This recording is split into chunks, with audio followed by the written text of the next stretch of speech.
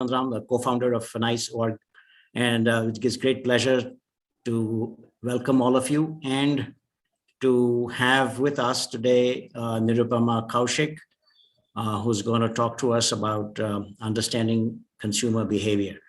We'll get to that in a moment. And before we start, a few housekeeping tips. I don't intend to read out each and every line here. Suffice it to say that you can visit our website, niceorg.in/Aarohana to know more about all our programs. You can also watch the session live on Facebook, and we have a LinkedIn group that would really encourage you to please join, and also to view the session videos subsequently on the YouTube channel. I'm sure you will have lots of questions after what promises to be a very, very engaging and exciting session by Nirupama. And what I would urge you all to do is to please post your questions in the Q&A box at the bottom of the screen. I will pick the questions and present it to Nirupama, and she will respond to them at the end of the session. So there will be sufficient time for your questions to get answered. And so right now, all that remains for me to do before we start the proceedings is to introduce Nirupama Kaushik to you. She's someone I've known for a very, very long time. So please don't hold that against her. And she brings enormous experience and expertise in understanding consumer behavior. She worked with some of the top brands in India, and from a qualitative research standpoint, really to understand what motivates buyers, how do you figure out who they are, how do you create value propositions for different kinds of consumers. And she's going to walk us through her vast experience and expertise in this area with some great examples, which I'm sure will be of great value to all of you. So before I hand off to Nirupama, here's an interesting little small thing that we will do. We're going to have a very quick poll. We'll ask you a question right now at the start, and we'll urge you all to please answer this question. Do you think one should conduct research before launching a product? It's yes or no. Once you click on that, and then you click submit, it's a good way for us to know where you are placed in your own journey. And there will be 3 other questions we will ask at different points in time, and encourage you to engage with us so that we get to know, and it will be of great value to you as well. Have you all responded? Nishant, have people responded? Yeah, we're just waiting on some more. Yeah, okay. So tell me when results have come in. So we will start. Okay? All right. All right, wonderful. And please let us know the results.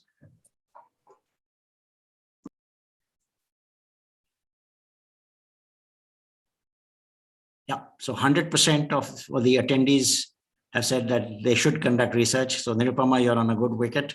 So all that remains for me is to hand this over to you. All yours. Please go ahead. Thank you, Sanjay. I hope those answers were not for my benefit, but I do hope that you do research, whichever form of research you choose to do. And certainly you can do several of them. So Nishant, will you share the slides, please?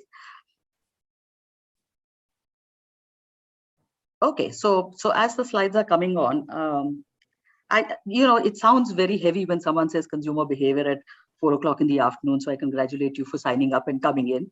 But I think we're going to keep this hands-on because consumer behavior is massive, and there's lots of theory, lots of models, lots of frameworks. And for those of you who are interested, I can suggest a few that you might want to read for your own information and knowledge. But for the better part, we're going to keep this really hands-on and really, really practical from your perspective. Yeah. So let me give you a couple of quick examples before I launch into it. So there was this story that I read. It's a true story about a Bangalorean who visited Sweden for some work. Yeah. And his Swedish colleague came to pick him up, and on the phone, and obviously this was a time before COVID.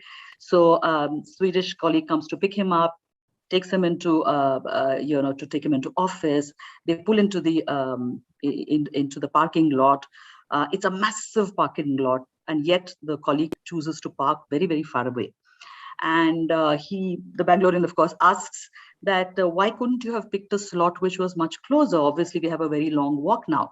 And he said, in Sweden, we have a rule that, the slots which are very close, obviously someone who's late, who's running late, who has an emergency needs them. So we choose to go, and if we have the time, we'll park far away.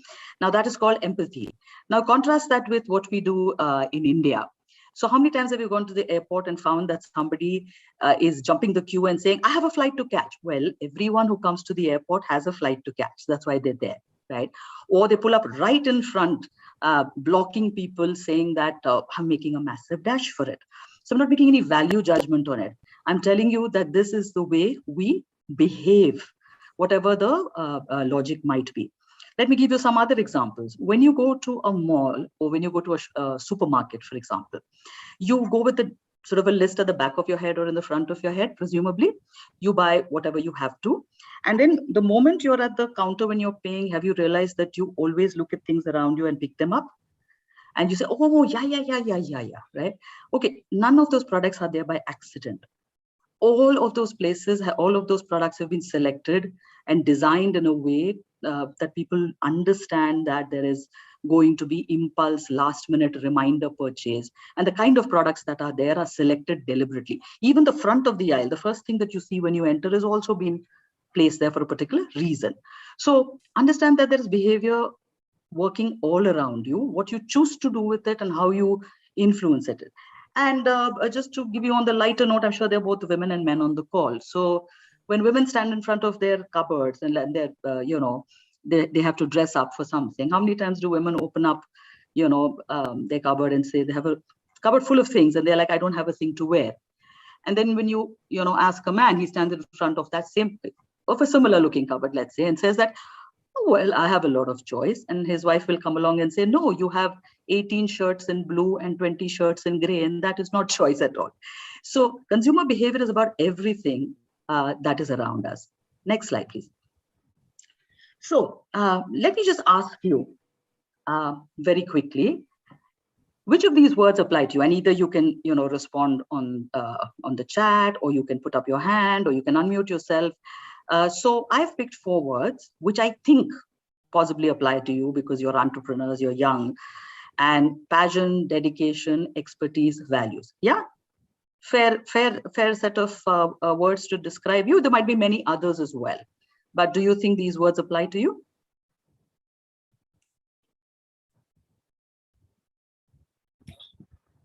Okay.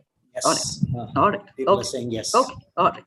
As entrepreneurs, it is easy to anticipate that you come from a position of passion, you come from a position of expertise, whatever that expertise might be in, you have a certain value system and you have dedication. Next slide, please. Now, the challenge to you, so just because you're feeling good about yourself, can you give me 4 words that describe your consumer? And I mean exactly words at the same level that I gave you. Can you give me back 4 words, please? You can even shout them out. I'm okay with that. But do you have other words that you have 4 words that you can say, I know my consumer? Anyone, an example of a word, if you can put it on the chat, I'll take it from there. Good. Yeah. So you need to be, and the trick to this is, it's not guesswork. Okay. So you must know these words, not just for many others, and you must know them at the same level that you know yourself. Yeah, so it can't just be superficial. So if you're saying my consumer is somewhere between 25 to 35, lives in a metro city, and I think will be interested in a new soap, that's about millions of people. And surely you need to know much more about your consumer. Yeah, next slide, please. So here is the quiz that you should take for yourself. And if you want to know how strong your consumer quotient is, you need some very, very specific answers to these questions. Why do they buy me? And if you have not yet launched your product, why do they buy the competition or the generic category that you're going to play into? If you know why somebody buys you, please make very, very sure that you know why they don't buy you. What is holding them back? Let's say there are 2 people of the same demographic cut and both of them are exactly can make the same amount of money, and yet one of them is buying your product or service and the other is not, and you spoke to both of them about it, you definitely need to know why is someone not buying you or not interested in you. And as a corollary to that question, sometimes people can buy something, but doesn't mean they know anything about yourself. So do you want them to know you as the maker of this really, really interesting new Ayurvedic product, or that you've launched a useful service for somebody in IT, or you want them to understand them through those 4 words I gave you in the beginning? That is your choice. And how much information you want to give them about the product and about the service. So what is the quality of their information, even if they just answer yes, no to you, right? You have to know your competitor extremely well. And your consumer, you have to know them not just as consumers, you have to know them as people, right? Just like you know yourself, your friend, your family. So what are they like? What do they like? What do they dislike? What are their values, right? And then most importantly, what will it make for me to get them to buy me again? So I have to create hooks. I have to create something of value, because we say this, that trial is cheap and behavior is difficult. So we need to ensure that they come back over and over again. Yeah. Next slide, please. So just, this is a working definition. There are several out there. There are several which are more detailed than this, but I just think that this is a good enough way of thinking about this, which is to say the consumer behavior is in a broad sense the way people make decisions about what they buy, what they want, what they need, what they act upon in terms of a product, a service, or company. So in addition to the words that I gave you, in addition to the many words that you've added to your own definition of yourself and your consumer, please add these 2 words, consumer behavior, and we'll talk a little bit about why. Next slide, please. So the one important rule of consumer behavior is they are human beings. They're not guinea pigs. So I remember earlier in the day when we used to go and we used to meet consumers, I remember my brand managers used to get so agitated saying that, yaar, ye mere category ke bare mein baat hi nahi kar rahe yaar. They're talking about all kinds of things, but they're not talking about. So we're like, they'll get to that, right? They'll get to that as well. And then, when we went to somebody's home who was called a loyalist, the fury and the anger when the manager found that there was the competition brand also, which she had just picked up 2 days earlier. And she put it very simply. She said that I was curious to see, I love this brand X, but I was just curious to see brand Y. So just remember one thing, you're dealing with a human being who's much, much, much more than your product, your service, your category. Yeah, there are many things. And so therefore the more you want to know about them, the more you will have to interact with all of those and then understand which are the ones which impact your product, service, and category. However, if you go with very selective information about, I want to hear exactly this, and if you cherry pick the responses and cherry pick the consumers that you want to, because you don't want to hear bad feedback, you're not actually going to find that, because no human being like that exists who gets up in the morning thinking about a brand of soap, or about a holiday, or about an airline, or about a massage service, or about anything else for that matter. Yeah. So keep it real and keep it humble, because that's the way you're going to really connect with your consumers. Yeah. Next slide. And as a corollary of that, this is always the truth. And we follow this quite strongly in research, where we funnel down, where we want to deeply understand people, right? You fit into their life, not the other way around. So obviously, if I spend time talking to you about what is important to you, and I talk to you in an empathetic way, then you're going to be able to get the right answers and the true answers and the frank answers from them. Yeah, let's go on. So what is really, really important? So there's a lot that you can do from a consumer behavior perspective, but just to keep it very simple, what you should certainly know are the 5 W's and H of the product, service, category. Who, what, where, when, why, and how. These are the things, these are the fundamentals that you really need.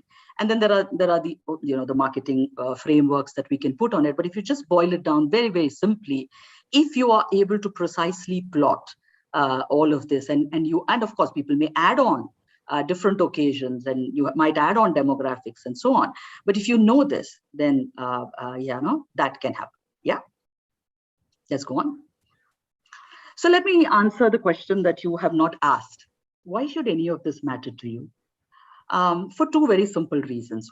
One is that if suppose I posted a question to you and I said, how many of you are planning to buy a luxury car?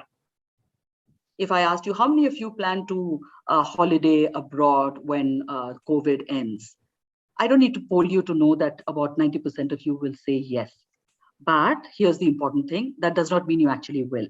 So attitude is good, but behavior is gold when it comes to making successes, right? So good attitude or opinion only predisposes. How many things have you known about in this world? How many things have you said, yeah, that's interesting, I should check it out? Have you bought all those things? And how many things have you tried? Have you bought them again? So these are the two important things. Why you need to tap into consumer behavior is to find those triggers, those nudges, those things which will convert their attitude or opinion into actual behavior. Yeah.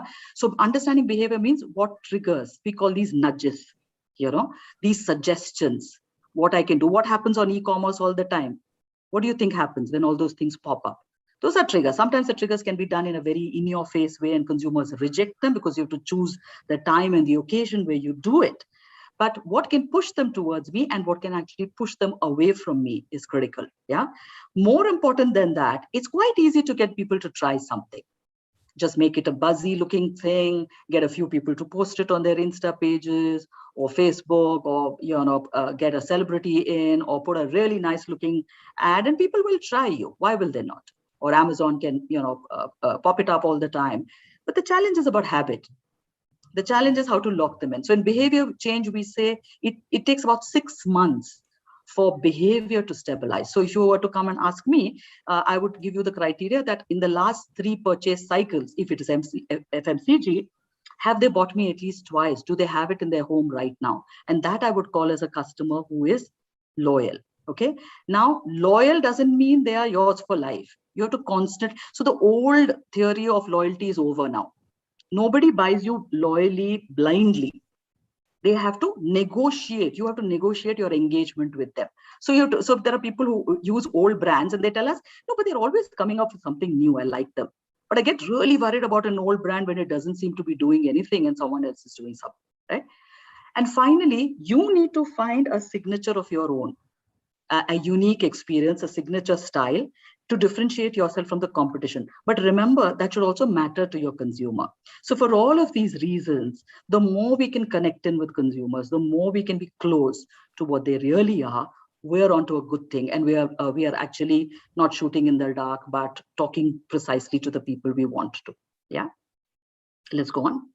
So this theory that Christensen, he talks about, and there are there's a lot of material available about it.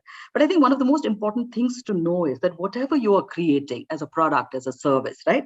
From your perspective, you're delivering a certain functional delivery. And don't get me wrong, that's very important. Nobody buys a car that doesn't work.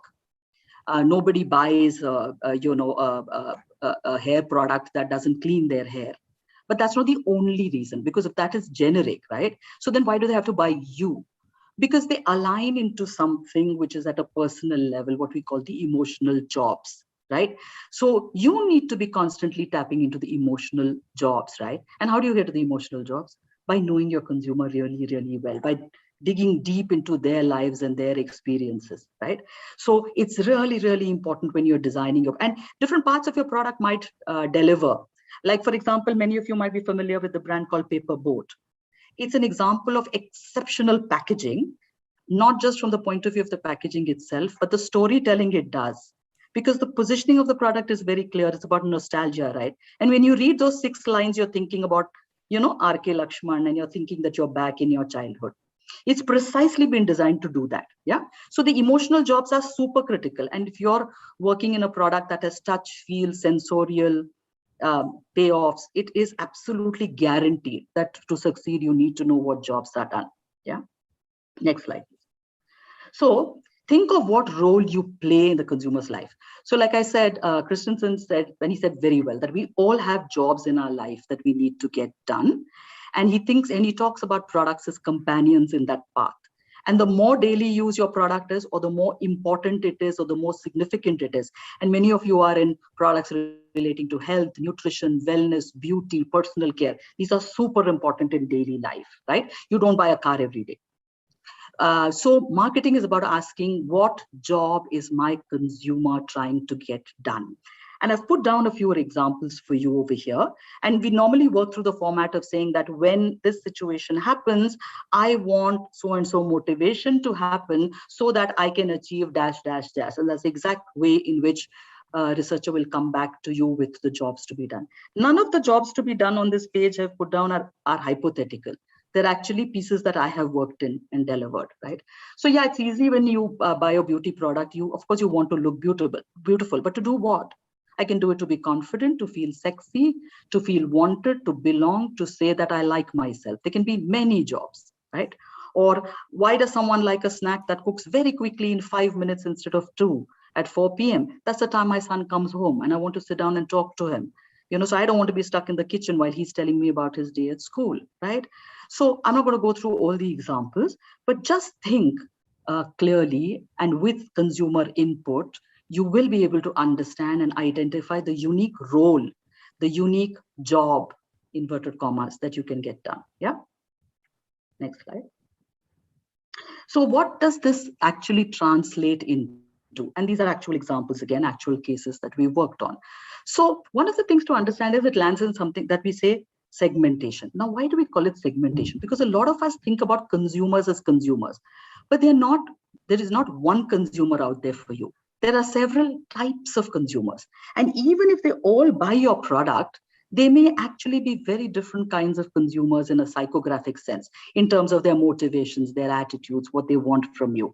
And maybe your same product satisfies many different people, but because they're different, you can't talk to them all in the same way. Here's an example. We were researching an anti-aging product in India, and an anti-aging product is normally designed by clients to the leftmost profile, 45 plus, beginning to age, losing faith in her her own ability to stay current, is sensing crow's feet, wrinkles, etc. But surprise, surprise, there are lots and lots of 25 years old in India who buy anti-aging products. Maybe some of you on this call. There are plenty of them at 30 years of age and 32 years of age who are using advanced levels of anti-aging products, which perhaps the 45-year-old is not using. And why do you think that is? First of all, that the pattern of wrinkling is not a pattern of India. The anti-aging category was developed in the West, and there wrinkling is a sign of aging. In India, loss of energy and poor skin is a sign of aging. And what are people talking about today? Not chronological age. They're talking about psychological age, which is that if you are 26, but because of pollution and stress, your skin goes bad, you think your skin is aging, right? And so what do you want to do? You want to use an anti-aging product, but you don't want to use the same old one that your mother does, because she's actually old. So you want a young looking anti-age product, and you can't call it anti-age, by the way, you should be calling it pro-use. So this is the kind of understanding that you will get deeply about the jobs to be done, who you are talking to, and how you should be talking to that person, and even perhaps pick to focus. Which segment, where should I talk to? So, yeah. So never make the error of thinking that all my consumers are the same because they bought me, and even the same product. Yeah. Next slide, please. Oh, this was actually for a jewelry product, but the jewelry product is a very successful startup today. But because we didn't have that product in the market at that time, we were using an adjacency like fashion. And then, we found these 4 segments: the fashionista, the follower, the sardina, and the fashion adopter. And all of these people were wearing, for example, Western clothes. All of them called themselves fashionable. But every person who's in fashion is not necessarily going to be, wearing the same kind of brands, or using somebody is much more Bollywood oriented, someone is much more Western oriented. So there are many different places. And what we do with this material, next slide, please, is that we then take, okay, we've skipped that in this. So we take that and we actually detail the pen profile. in a very detailed way, as if I walked into the room, all the things, you speak to me, everything, so that when you take it to your R&D guys, when you take it to salespeople, when you take it to potential investors, they should see that person live in flesh in front of them, because that sounds like a real human being, and it is a real human being. Okay. And how do we get to consumer behavior? We have to get to many, many different kinds of approaches, right? So we can't follow just one method. Just going and talking to someone won't do it, because very often, how do we know exactly what they do, right, in real time? So that's called behavior.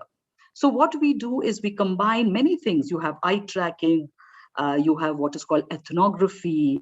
You get people to upload videos to you on the mobile phone.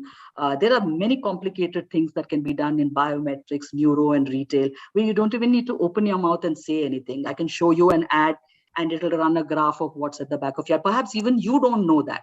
The answer very often is that it's not that people want to lie, but we are only aware of our conscious response to something. But many of the responses that you have to stimulus and to products and to experiences are subconscious and actually below that even.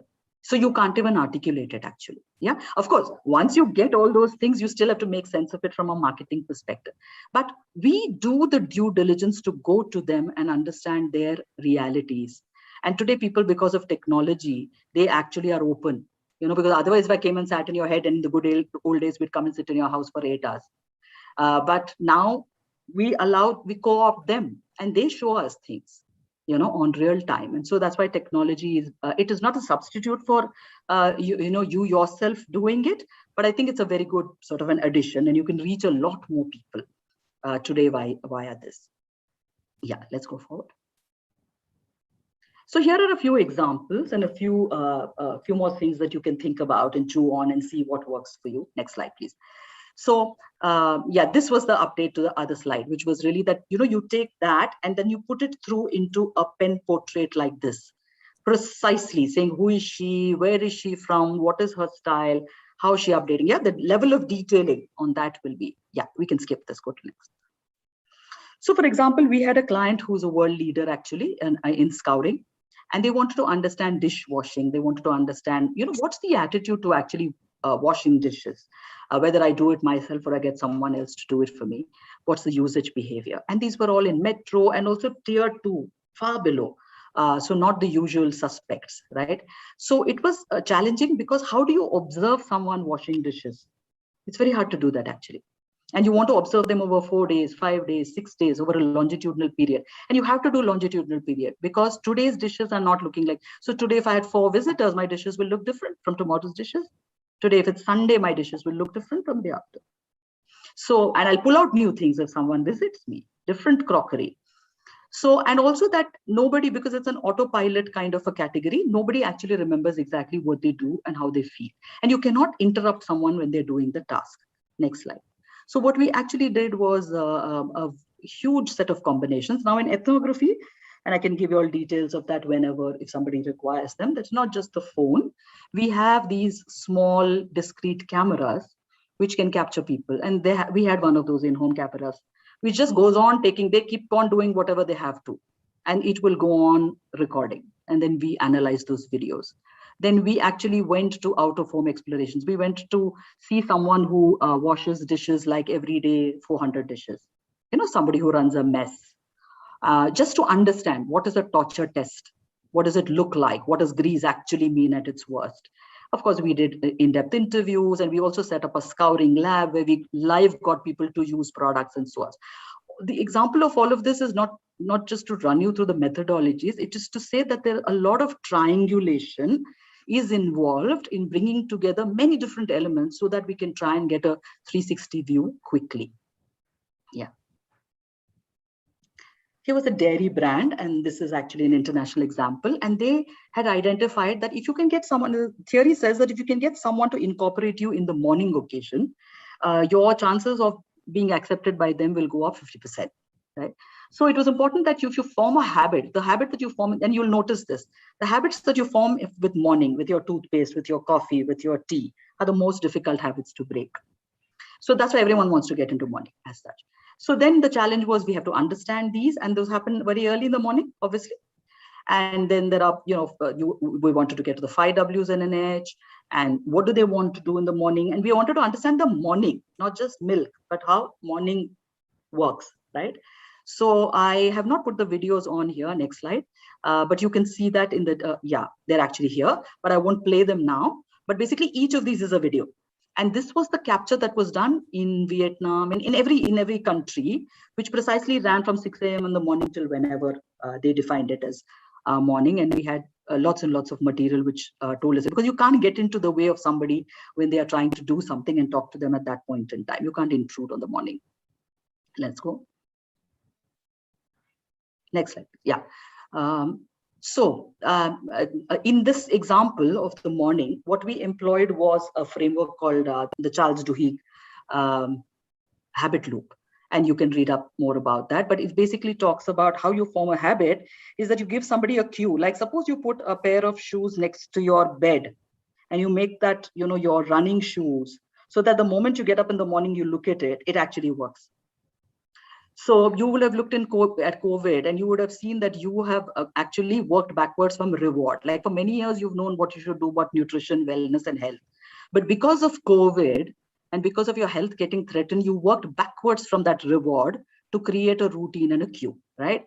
But that is a very unusual situation. Look at all the lists that you make every year. And you never, if you go back and look at your New Year resolutions, you're quite far away from them, except when there is an emergency and then you slip back. Right. So half of it is actually putting someone into that frame.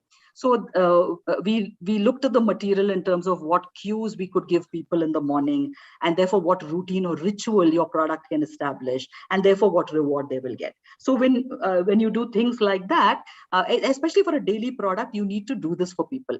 Otherwise, it's such a common area of usage. Like look at toothpaste, for example, right? You can't the only day you think of toothpaste is when you don't have it. But when you have it, do you actually think about it? Not really. So how do you remind people and keep them live and engaged? Because remember, blind habit is not good enough.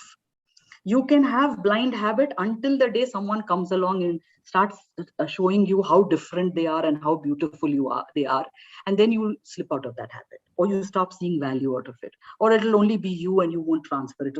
The worst thing for a product is to be used and not talked about. Should never be in that situation. Next slide, please. So this is what it, and you can use it for this. This is not from the point of view only of product. This is for your own life. Like suppose you're trying to kick smoking, or you're trying to exercise more, right? You can actually fill this every single day. And I guarantee that, you will be giving yourself positive reminders, and you'll be becoming more predisposed to forming a habit by doing so. Yeah. Okay. Here was a famous brand that felt that, it did not have very respected, but was not very relevant to young people in India. So the brand wanted to contemporize itself. So what we had to do, and it was interesting because we had to find out what are the cultural values of a young generation. And we wanted to then figure out what might be out of those values, the ones that most important for this brand to align to in order to become relevant to those people. Yeah. So next slide. So here what we did was that we actually had, so normally you can go and ask people their value system. What we decided as a team was that the category in which it is and the consumer that we were going to, they actually have, so we all have deep personal values, then we have peer group values, and then we have social values. So we thought that this category and the kind of consumers who were there, we had to operate at the middle level. So we were trying to find out the cultural values of a generation, but we were not trying to find out only their own personal values. Yeah, because we knew that however deep your personal value is, you can't directly access that. This category is for the external world. When I wear something, it is to tell somebody else something. If I have a category that works very internal in my thing, then I can look at a very deep internal thing. Right? So then we used a frame called Hofstede. You can use many. There are many culture models, Schwartz, Hofstede. The model is not what I'm talking about. I'm saying how you can actually use that material to then carefully plot into what are the kind of values that are available to this generation, and then which are the ones then I should pick, keeping in mind the brand. Yeah. So we gave them that. And the most interesting thing we learned in that research actually was that the consumers told us when they started talking about the brand that, my God, this is like my father's brand. But I don't like somebody who, I don't want that brand to then start becoming like a teeny bopper. And they gave us a very interesting example. I'm not going to name any names. In the projectors, they talked about two people. One, a very senior leader of this country, and one, a younger and not so senior, leader from a different party. And both of them are chronologically apart in age by about 30 years, right? And when we asked these young people about 20 years of age, who was more youthful or younger, they picked the man who was about 65 years of age. And you know why they did that? Because they said, I think he's very, very comfortable with technology. I don't care how old he is. But you see, the other guy, he's young, but he's not comfortable with technology. So remember one thing, technology can make someone youthful, cool, etc. to a young person. They'll tolerate you if you have technology on your side. So not chronological age that makes anyone old or young. It's about what you do with that. Yeah. Right. Let's go on. So just to leave you with these thoughts. Now, I'm talking about formalized research, but you don't have to think about formalized research. You need to pick it up every single day with your consumers. You need to do all of this all of the time for yourself. Yeah. So here's the tip. First, do the observation. Let's go on. And then do the conversation about the observation, because the behavior is actually first observed, where you don't judge it, where you don't interfere with it, where you don't try and analyze it, and where the consumer is also completely in their most naturalistic form. And then, of course, when you're trying to understand it, you need to get their viewpoint in also. But we flipped this in research along, and in India, by the way, Indians, if you believed Indians, right, no product in this country would have ever failed, because they're always very polite to each other in group situations. Nobody ever trashes a brand or a product. And that is not the truth at all, right? So never ask questions which are going to actually give you answers which are not meaningful. Instead, try and capture it in as real a way, get the consumer input and take an informed call. And when we want to know why somebody buys something, remember, you can't ask them why, because why is an interrogation. Why do you buy this? Why should I not buy this? So, and you also assume that I know why I buy something. Never ask why. You should find out why, but not by asking why. Why is an inference. It's not an interrogation. It's an interpretation. Yeah. Let's go on. So when you go and deal with consumers everywhere, I've just deliberately given you this acronym because you'll remember NICE very, very well. Please don't go to people like yourself. The opinion of your sister, your best friend, your neighbor, your building individual about your product or service is absolutely not useful. Must go. Don't pick people who are like you. Don't go for convenience in that way. You want to understand your real consumer, right? Please do it objectively. Don't curate to the convenient, because it doesn't make it's of no use to you. And you already know that. So you don't need that. Second, when you immerse with somebody, don't interrogate them, don't intervene. Third, capture all your thoughts, right? Sticky notes, scribbles, pictures, and engage. Live and naive. Don't go there, knowing everything that you know. Go there to learn. Yeah. Sanjay? One quick, thanks, Rupal. Quick interruption. Time for two more quick poll questions so that we have you guys engaged. So question 2 coming up. Please do respond to this. Yes, no. Are product reviews and ratings a good way to know a brand before purchase? Click either the yes or the no.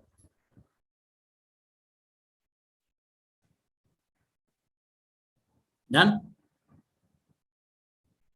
Okay. Nishant, results for this?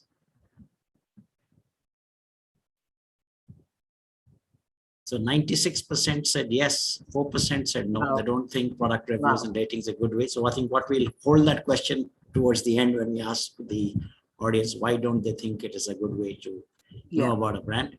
Yeah. Moving on to the next question. Question 3. Should one speak to customers regularly to know their likes, dislikes, and buying behavior?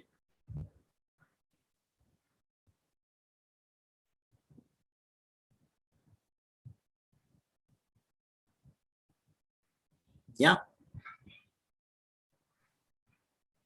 Nishant?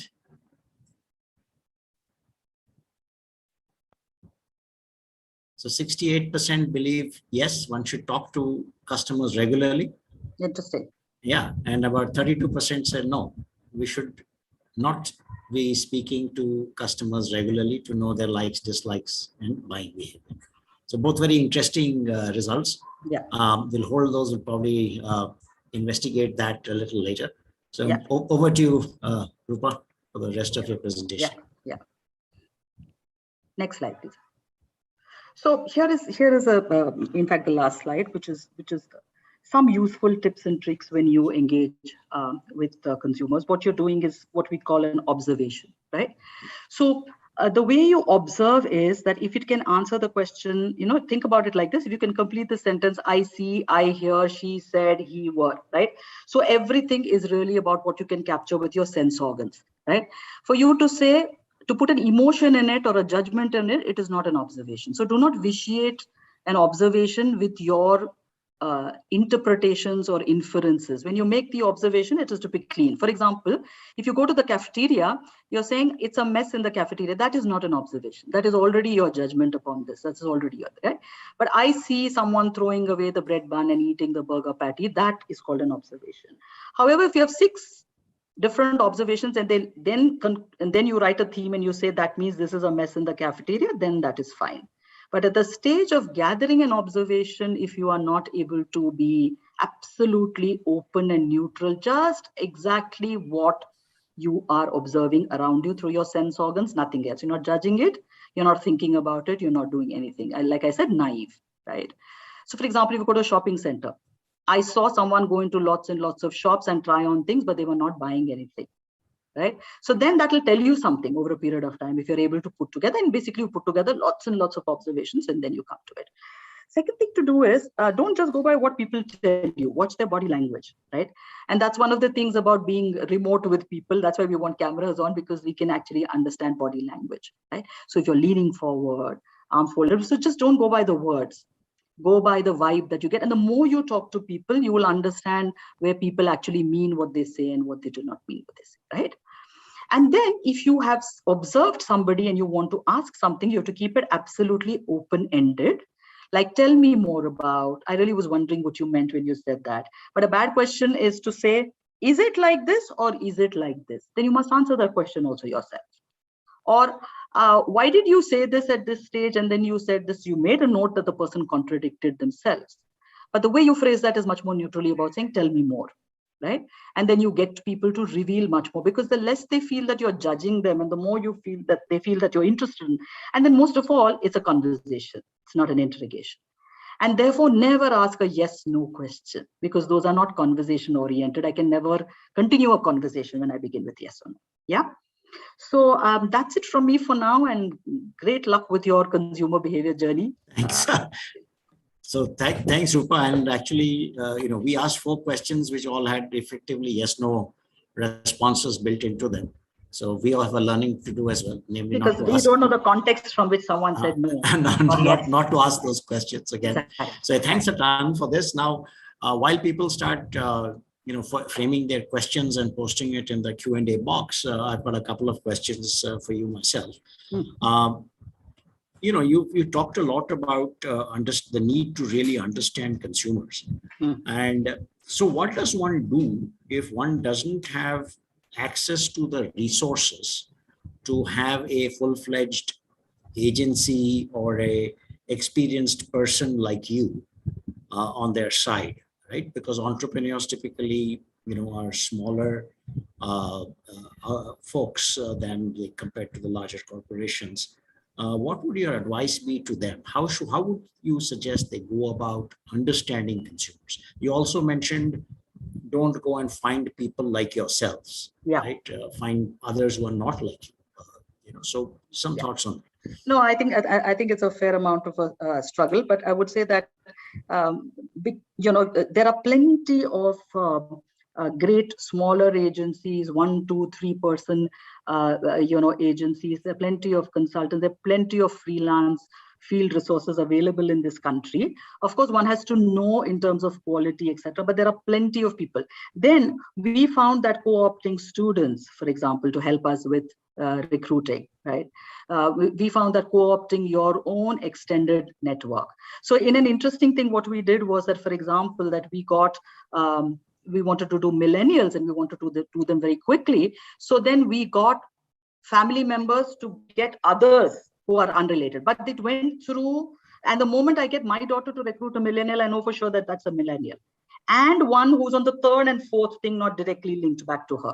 So you can use a lot of that. And so use your networks to find others who are not directly connected to you. Correct. And second would be that there's a lot of material out there. So if you can mine the insights and put together your thoughts, then you can research to the gaps. You don't need a gargantuan design for you to go and talk to hundreds of people to do this. So then you can then pick exactly the ones that you are interested in addressing, or that problem that you're not able to solve for yourself without doing that. So you become very goal directed in the people you pick. There are plenty of panels available as well.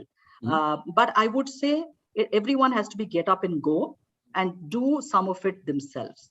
It is not something to be outsourced to someone else if you want a good gut.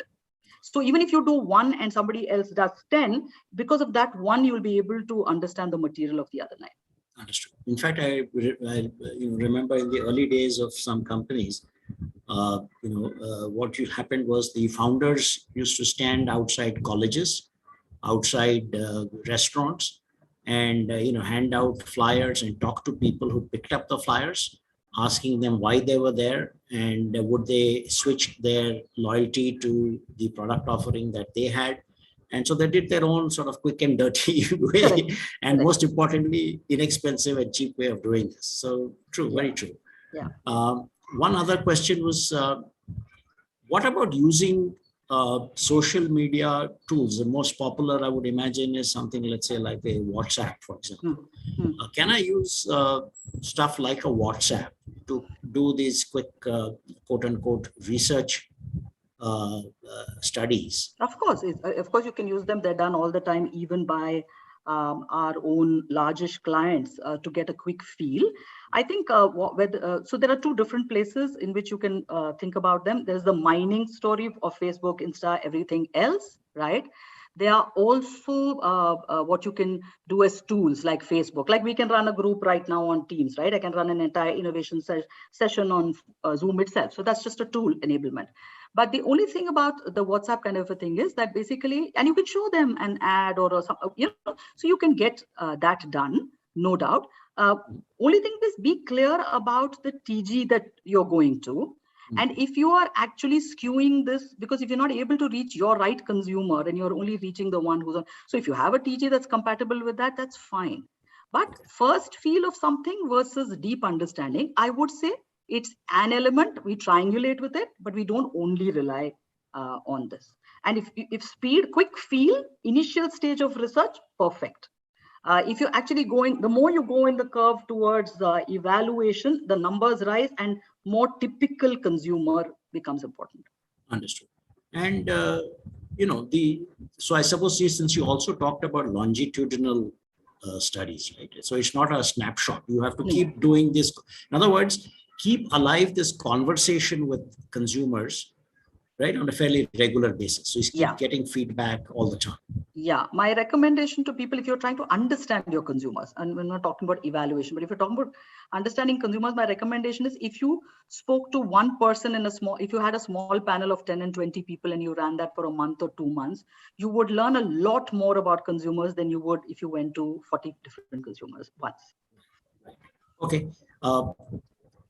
Question, is there any, for example, quick case study you can very quickly mention about a success story on how research helped a brand, either rejuvenating it or kind of giving it insights that helped it reposition itself? Very quick and brief, if possible. Yeah, there are plenty of examples, but I'll pick the one that I talked about, which was really about the jewelry brand. It was a startup brand, and I'm talking about that because we're talking to entrepreneurs.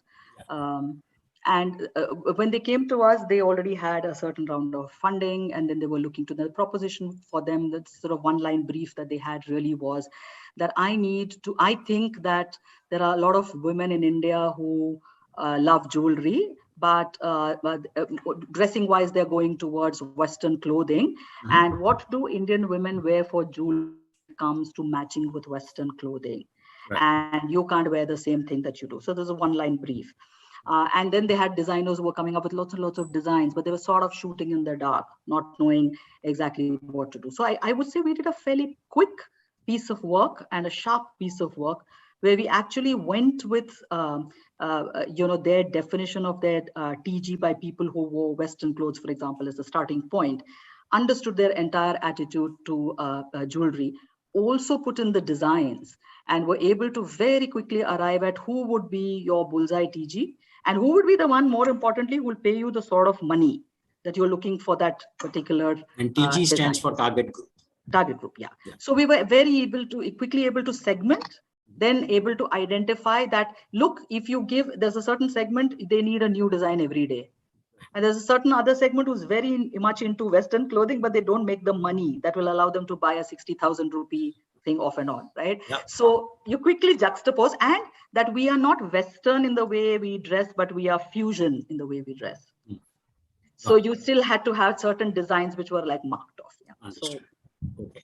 I'm happy to report that they're doing very well when last heard of. So Excellent. advice So, should not be very very good. Very good. Question of, I think presumably from somebody who's in high school education business, we have a situation where the parents and the students have a role to play in decision making. But many a time they're not in sync. How does one figure out which path to take, the parents' path or the student's path? And who becomes the consumer in such a situation? The simpler part to answer is the last part, both. So Both. for example, if I'm studying something on technology, or I'm studying a category, let's say scooters, right?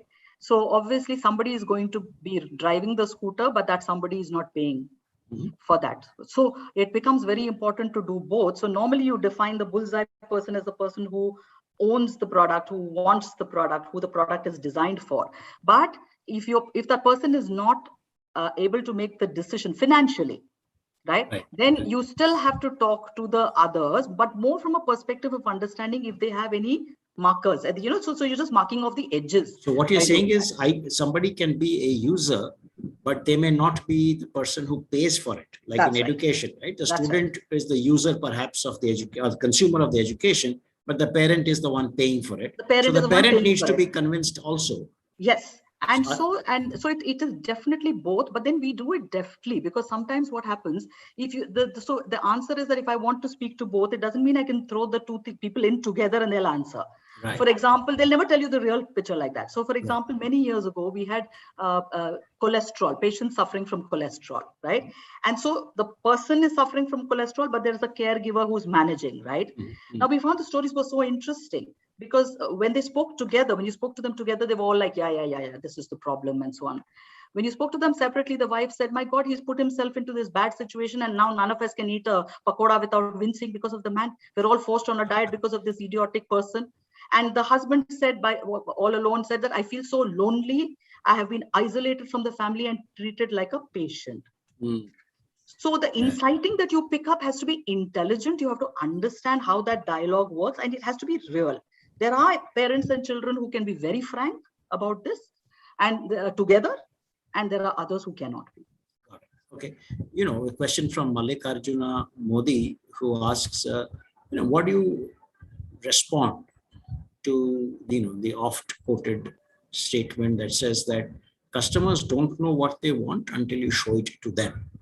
So we have famous cases like the Walkman, and of course, Steve Jobs never ever did a market research saying customers don't know what they want. How would you respond?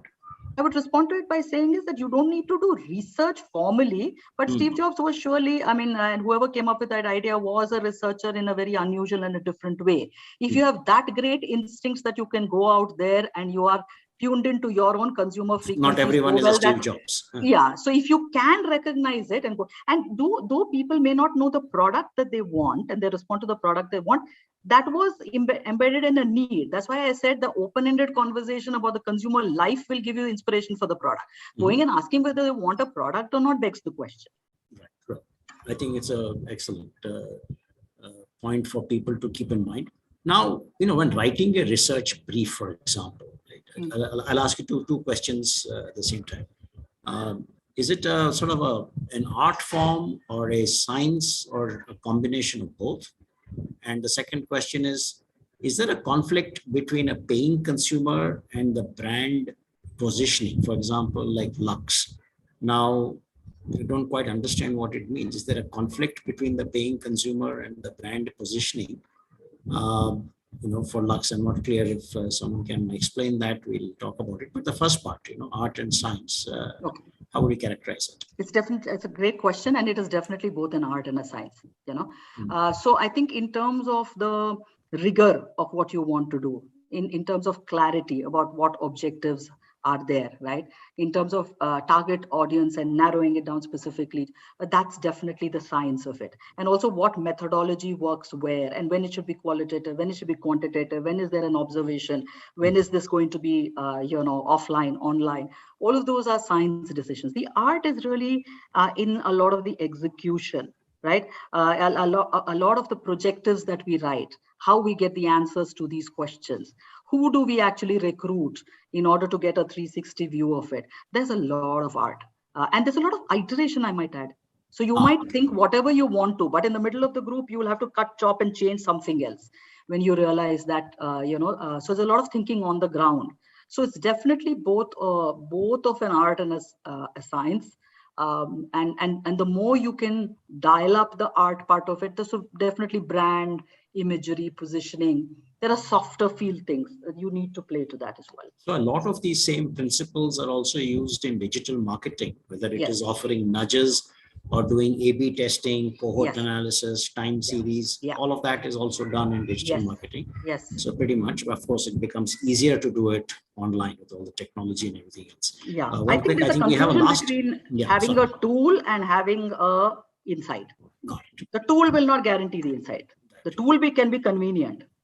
The insight comes from knowing that because you do it digitally, you'll get an insight. There's no such guarantee. Or that because I do it offline, I'll get an insight. No, that's a tool. Got it. Insight comes about mulling over it, basically. Yeah, and I think we'll do the last poll question now, Nishant.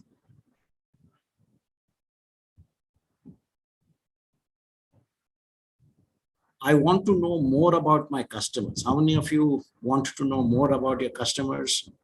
How many don't want to know more? They know everything about the customers.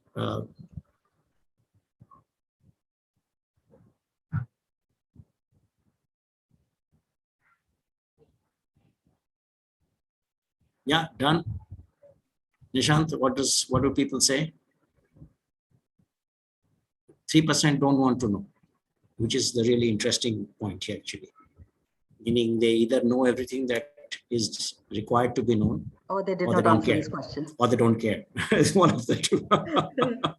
Oh, wonderful, great. So if there are any more questions popping up in the Q&A box, I don't see anything else coming up. Okay. So that brings us to the one. There's a question here from Mathura Mohan who asks, if habit formation is demand creation, do you do it before you develop the product or after you develop the product? If you do it, it's a very good question. You will definitely develop a product, but you'll have to iterate on it to create the exact product that will form the habit better, right? So in terms of the product features itself or what will give better chances to it. So in the broad area of the space, it is done before, but to iterate it to hook you in. So the McDonald's sauce, for example, it's a hook. It's a way that puts your, so it's a way that reels you in. But there must have been a lot of recipes before you came to that exact one that actually did that, right? So you have to iterate. But yes, you have to think ahead of what kind of. So you'd make a base product with some formulation. And be ready to dial it up differently. And test it out over time. Okay. So there's a question from Radha Krishna who says, and I don't quite understand the question. It says, consumer behavior in food e-commerce is much more amplified. Meaning, is consumer behavior in food more amplified? Is the question. I'm not quite sure what it means. If amplification means that are people acting and giving into their instincts much more? Perhaps, yes. Yes, then yes. because that is not just in, yeah, exactly. So that happens not just in food, it also happens in travel. In that sense, it also happens in a lot of shopping on e-commerce. All of it is playing to this. So it's that creation of that those choice points, and that that sort of, so it's called working on somebody's impulse instinct. So system one, system two thinking, right? So system one, it's something, one thinking is thought out, and the other decision is like split second. So all of the examples you're mentioning right now are the ones that actually work on that. So making that look so tantalizing, making that offer happen, giving you under pressure, saying that I'm going to lose this offer if I don't take it. Have you noticed that you give up all your sense, and you all know that you mustn't give your OTP and password. But if you're on the site and you want something and you can't get to it, and someone says OTP, you'll give it to them. Right. Especially on the phones and all the spammers. You'll do it because you're just so do caught up in that moment. Oh, my Netflix, I can't afford this movie to run out. I have to renew right now. So you're going to do it. So that, yes, it plays a lot more to that, to e-commerce, but I don't know whether it gives you necessarily, a lot of people don't notice other things over there, whether it automatically, they do new things every time, or they go back to the same things and they don't explore. Will it build loyalty? That we don't know. Wonderful. Great. So that gets us to the end of this very, very engaging session, Nirupama. Thank you very, very much. I think it's been, at least I certainly enjoyed it. I'm sure it's been of great value to all the participants. Thank you all very much for being part of this nice Aarohana second season session on understanding consumer behavior. Thanks a lot, Nirupama. And one last thing, the slide deck will be put up for public consumption after Nirupama goes through them once again, and it gives us the permission to do so. We shall do it at that point in time. Thank you. And Thank you. Is it possible to also share a standard research, or let's say questionnaire template to understand consumer behavior? Sure. Yeah, if you can just share with us, what we will do is we'll put it up on the niceorg.in site, and the folks can log in and take a look at that. Sure. Yes. Sure. Thank you again Thanks, so everyone. much. Thank you. Thank you very, very much.